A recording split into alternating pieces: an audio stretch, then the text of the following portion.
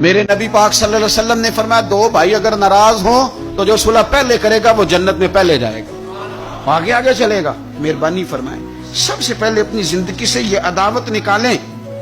ہمارا کہ جیسے رٹا ہی کوئی نہیں، جھگڑا ہی کوئی نہیں، کیا ضرورت ہے؟ جھگڑا اس کا ہوتا ہے جس کی کوئی ذات ہوتی ہے، جھگڑا اس کا ہوتا ہے جس نے اپنے آپ کو بت بنا لیا ہے، جھگڑا اس کا جس نے انا پال لی ہے، جھگڑا تو اس کا ہے جو کہتا ہے میں کچھ ہے ہوں، جھگڑا تو اس کا ہے۔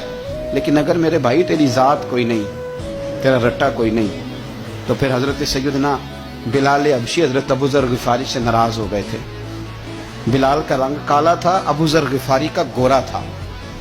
بلال مزدور آدمی تھے، ابو ذر غفاری سردار تھے۔ بلال حبشن کے بیٹے تھے، وہ چودھری کے پتر تھے۔